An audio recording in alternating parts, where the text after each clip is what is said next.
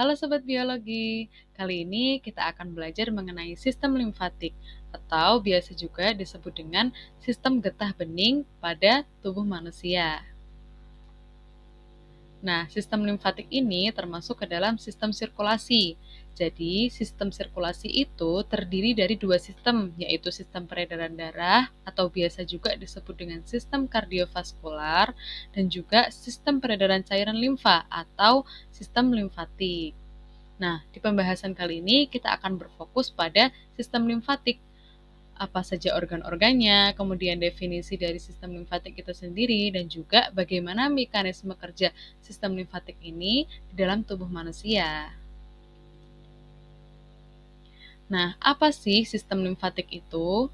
Jadi, sistem limfatik merupakan sistem sirkulasi sekunder. Dia berfungsi untuk mengalirkan limfe atau getah bening di dalam tubuh manusia. Nah, getah bening itu apa? Getah bening itu merupakan cairan pertahanan bagi tubuh. Jadi, dia merupakan cairan yang keluar dari sistem kardiovaskular ke dalam jaringan sekitarnya yang kemudian dikumpulkan oleh sistem limfa melalui proses difusi ke dalam kelenjar limfa dan nantinya akan dikembalikan ke dalam sirkulasi. Nah, selain sebagai sirkulasi sekunder, sistem limfatik ini juga merupakan jalur tambahan pada sistem sirkulasi. Sistem ini berperan dalam menghasilkan imunitas atau kekebalan tubuh pada tubuh kita. Oke, apa saja sih fungsi dari sistem limfatik itu? Kita singkat dengan 3M, mengalirkan, mengangkut, dan juga menghasilkan. Untuk M yang pertama, mengalirkan kelebihan cairan interstisial. Jadi, pembuluh limfa ini mengalirkan kelebihan cairan interstisial dari ruang antar sel pada jaringan dan mengembalikannya lagi ke dalam pembuluh darah. Dan untuk M yang kedua adalah mengangkut lipid atau lemak. Jadi, setelah lemak itu diserap oleh saluran gastrointestinal, maka pembuluh limfa akan mengangkut lemak itu ke dalam darah. Dan M yang terakhir adalah menghasilkan respon imun. Nah, jaringan limfa ini akan merespon berupa respon spesifik terhadap mikroba tertentu atau sel-sel abnormal yang masuk ke dalam tubuh kita. Nah, siapa yang berperan di dalamnya? Yaitu limfosit, dibantu oleh makrofag. Dia akan mengenali sel asing tersebut dan akan menghancurkannya. Jadi, tiga fungsi itu merupakan fungsi dari sistem limfatik. Nah, untuk selanjutnya kita akan membahas mengenai anatomi dari sistem limfa. Apa saja sih yang berperan di dalam sistem limfa itu? Yang pertama adalah cairan limfatik. Nah, cairan limfa ini adalah disebut juga getah bening. Nah, kenapa disebut bening? Karena warna cairannya memang bening. Dan cairan ini biasanya terdapat di pembuluh limfa. Nah, untuk selanjutnya adalah pembuluh dan kapiler limfa. Nah, di peredaran darah kemarin kita sudah membahas mengenai kapiler darah. Nah, kapiler limfa ini berukuran lebih besar dari diameter kapiler darah. Dan dia, pembuluh limfa ini hanya memiliki satu arah aliran saja. Dan untuk yang ketiga adalah organ limfatik. Nah, organ limfatik itu terdiri dari dua, yaitu primer dan juga sekunder. Untuk organ primer, itu terdiri dari sumsum tulang merah dan juga kelenjar timus. Untuk yang sekunder, terdiri dari nodus limfa, tonsil, dan juga limpa. Nah, kita bahas dulu mengenai cairan limfa. Cairan limfa disebut juga dengan cairan getah bening. Nah, dia berawal dari komponen plasma darah yang tersaring melalui dinding kapiler darah yang kemudian membentuk cairan interstisial. Nah, cairan interstisial yang sudah masuk ke dalam pembuluh limfa tadi disebut juga sebagai cairan limfa. Nah, apa perbedaan cairan interstisial dan juga getah bening atau cairan limfa?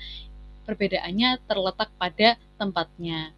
Jika cairan interstisial itu terletak di ruang antar sel pada jaringan, sedangkan cairan limfa atau getah bening itu terdapat di pembuluh limfa dan juga cairan limfatik. Nah, cairan limfa ini sendiri mengandung limfosit yang berfungsi untuk mematikan kuman penyakit yang masuk ke dalam tubuh kita. sedangkan komposisinya hampir sama dengan plasma pada darah. Bedanya, cairan limfa ini terbentuk di hati, sedangkan keluar masuk dari cairan limfa ini juga dipengaruhi oleh tekanan kapiler, cairan interstisial, dan juga tekanan osmotik. Nah, selanjutnya adalah pembuluh limfa. Bisa dilihat ya pada gambar pembuluh limfa itu yang berwarna hijau. Nah, pembuluh limfa ini adalah muara kapiler limfa. Dia menyerupai vena kecil, akan tetapi dindingnya lebih tipis, hanya 3 lapis saja, dan katupnya lebih banyak. Nah, pembuluh limfa ini ada di seluruh bagian tubuh, kecuali yang pertama, jaringan avaskular. Nah, jaringan avaskular itu apa saja? Terdiri dari jaringan kartilago, epidermis, kornea mata, dan lain-lain. Nah, yang kedua, dia tidak terdapat pada SSP atau sistem syaraf pusat. Di sebagian limfa juga tidak ada, dan di sumsum tulang merah pun pembuluh limfa tidak ada. Oke, kita lanjut ke kapiler limfa. Sama ya, di gambar ini kapiler limfa yang berwarna hijau. Nah, kapiler limfa ini merupakan pembuluh limfa terkecil yang menjadi tempat pertama dari jaringan limfa. Nah, tadi sudah disebutkan juga ya, diameter dari kapiler limfa ini lebih besar daripada diameter kapiler darah. Oke, kita lanjut membahas mengenai organ-organ limfatik. Tadi sudah dijelaskan bahwa organ limfatik itu terdiri dari organ primer dan juga organ sekunder. Nah, organ limfatik primer ini terdiri dari sumsum tulang dan juga timus. Sedangkan untuk organ limfatik sekunder itu terdiri dari nodus limfa, tonsil, dan juga limfa atau lien. Kita bahas dulu mengenai sumsum tulang merah. Seperti pada gambar ya, sumsum tulang merah ini ada di dalam tulang pipih dan juga epifise tulang pipa pada orang dewasa. Nah, sumsum tulang merah ini adalah tempat pembentukan limfosit. Apabila limfosit itu berada di sumsum tulang merah, dia akan matang menjadi limfosit B. Nah, untuk fungsinya apa? Fungsi dari sumsum tulang merah ini menghasilkan limfosit. Tadi, jika limfosit menetap di sumsum tulang, maka limfosit akan berkembang menjadi limfosit B. Namun, jika limfosit bermigrasi ke timus, dia akan matang menjadi limfosit T. Nah, ini dia kelenjar timus. Bisa dilihat ya gambarnya, kelenjar timus ini organ yang berlobus ganda, terletak di dada bagian atas dan di antara paru-paru. Timus itu tumbuh selama masa kanak-kanak, sampai dia bisa tumbuh mencapai batas maksimum ketika manusia tersebut sudah pubertas, yaitu sebesar 40 gram. Tapi pada orang dewasa, timus ini mengalami atrofi dan dia hampir saja tidak berfungsi. Nah, memang fungsi dari timus itu apa? Fungsi dari kelenjar timus itu merupakan berperan dalam sistem kekebalan karena dia tadi ya sebagai tempat pematangan limfosit T. Untuk selanjutnya kita bahas mengenai nodus limfa. Nah, nodus limfa ini bentuknya lonjong seperti kacang berukuran kecil. Dia berada di sepanjang pembuluh limfa. Jadi terlihat seperti tonjolan-tonjolan. Nah, nodus limfa ini banyak berada di daerah di mana pembuluh limfa bergabung membentuk batang, seperti di inguen atau selangkangan, kemudian di aksiler atau ketiak, dan juga di daerah kelenjar mamai atau payudara. Nah, gambarnya seperti pada gambar itu ya yang berwarna hijau. Dia seperti kacang berukuran kecil. Bahkan ukurannya itu hanya 1-20 mm. Nah, fungsi dari nodus limfa itu adalah untuk menyaring dan juga menghancurkan partikel-partikel asing seperti bakteri atau virus supaya dia tidak bisa menyebar ke seluruh jaringan tubuh. Jadi sebagai pertahanan pertama juga.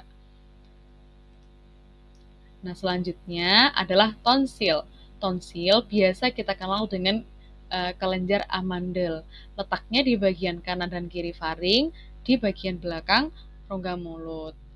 Nah, tonsil ini merupakan bagian dari sistem kekebalan. Dia membantu melawan infeksi dan penyakit yang masuk melalui mulut kita. Nah, tidak hanya melalui mulut ya, dia juga menahan mikroorganisme melalui hidung dan juga kelongkongan. Selanjutnya adalah organ limpa. Limpa biasa dikenal juga dengan lien. Dia berwarna ungu tua dan terletak di sebelah kiri abdomen. Ukurannya panjang, sekitar 12 cm. Jadi limpa ini merupakan organ limfa paling besar. Dia letaknya di kiri tubuh kita, di antara diafragma dan juga lambung. Nah, limpa ini dikelilingi oleh kapsul yang panjangnya membentuk trabekula. Fungsinya apa? Fungsi dari limfa itu yang pertama menghasilkan limfosit dan antibodi. Kemudian dia juga menghancurkan sel darah putih dan trombosit. Selain itu, dia memisahkan eritrosit yang sudah mati dari sirkulasi darah. Nah, pada masa janin, limfa ini juga sebagai penghasil sel darah merah. Jadi banyak ya fungsi dari limfa ini sendiri. Oke, itu tadi organ-organ yang terdapat pada sistem limfatik. Sekarang, bagaimana mekanisme kerja dari sistem limfatik? Coba perhatikan bagian berikut ini. Jadi yang pertama, plasma darah akan merembes dari kapiler darah, kemudian mengisi ruang antar sel yang kemudian disebut dengan cairan interstisial. Kemudian dia akan berdifusi ke kapiler limfa, lalu ke pembuluh limfa, dan bergerak ke arah atas dengan kontraksi otot rangka. Selanjutnya, cairan limfa ini akan masuk ke nodus limfa yang dia akan disaring. Nah, di nodus limfa ini akan menyaring cairan limfa dari benda-benda asing dan juga menghancurkan bakteri. Kemudian ada dua duktus yang menjadi muara dari cairan limfa tadi. Ductus lymphaticus dexter ini menampung cairan limfa dari kepala, leher, dan juga lengan kanan, serta paru-paru.